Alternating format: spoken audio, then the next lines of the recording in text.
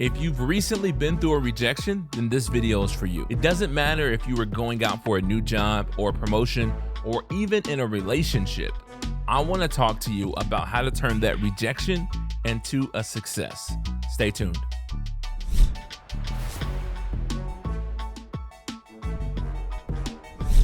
Hey, what's up, everybody? This is Tony R. Sanders, and you are watching The Happy Meter.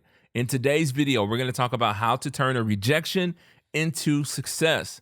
Now listen, I grew up in sales. I faced a lot of rejections. In fact, I always said the sales game didn't start until I at least heard no 100 times. That was my goal. I'm going to go out and get 100 no's, and then we can start counting.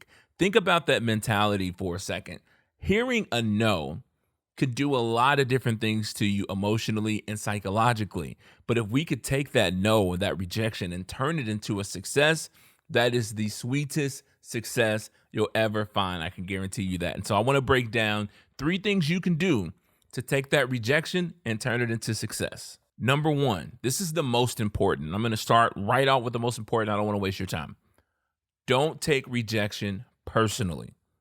I know that's tough to do because if you go out for a job or for a promotion, or you ask that girl or that guy on a date, or you went to this sales call and you asked for the money and you didn't get it, that feels very personal. It feels like they rejected you.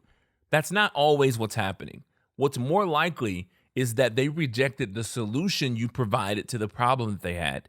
Even in a relationship, a lot of times you're looking for someone to provide a certain solution that you have in your mind. And if they don't meet that, then you reject their presentation of the solution, not necessarily them as a person. So we have to make sure that we don't take it personally. I want you to approach life like a scientist. I want you to think about these little attempts that we take as experiments. The scientist cannot get down on herself because the experiment didn't turn out right. We look at the variables, we look at the things that we can control, we look at the outcome, and then we try to figure out a better approach for the next time. It's not personal. The experiment failed, and there's information there that we need to grab to go into our next approach to make sure that we can do this the right way. And that leads me into my second thing. I'm not going to waste your time today. We're going to get right to it. My second thing is you need to secure feedback. Now, feedback can come in many forms, and feedback is not always possible. But whenever possible, you need feedback. Again, if we're approaching it like a scientist, we need data to figure out why the experiment failed, to figure out why that potential customer said no, to figure out why they didn't offer you that job, to figure out why you didn't get that promotion. We need to secure some data, some information, some feedback. That feedback is going to give you the most valuable information you can have about your next approach. It's like finding a gold mine. I know you're thinking, wait, I emailed them and they didn't get back to me. Let me ask you this. Was one email just enough? Was one phone call enough? You need that feedback for our next step, but you need that feedback to understand from their perspective what went wrong. And here's the thing. You don't have to agree with the feedback. Again, it's not personal. That person's perspective or their experience over whatever happened, you need that feedback and you don't have to agree with it. It's not about agreeing with it. It's about getting information from what they saw from their end of the spectrum, from their perspective, to understand how you could present things differently the next time. And that leads me to our third and our final way you can turn a rejection into success. Create a game plan, create a development plan based on the information that you received, based on that feedback, to cater your approach differently next time to ensure that you receive a different result. Think about this for a second. If you went out for a job, there are so many reasons why they could have said no. It could be because they thought they had a better, more qualified candidate already.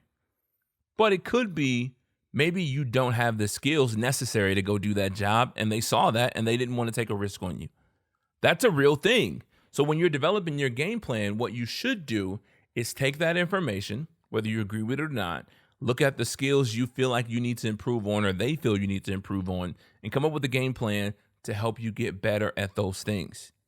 Maybe you do have the skills, but you don't have the experience to show that those skills are real.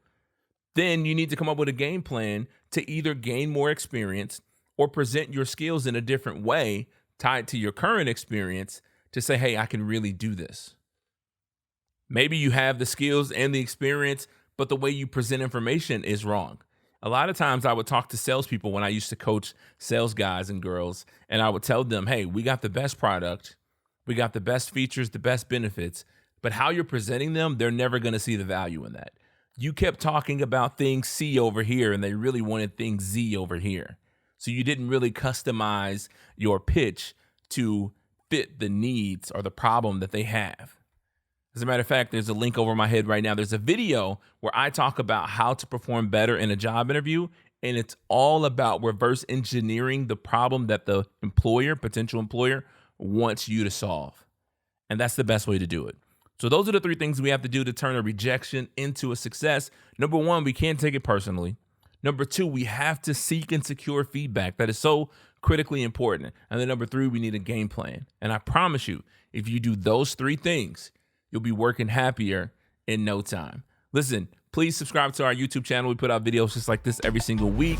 And trust me, if you like this video, you'll love the next one. I'll see you guys next time. Peace.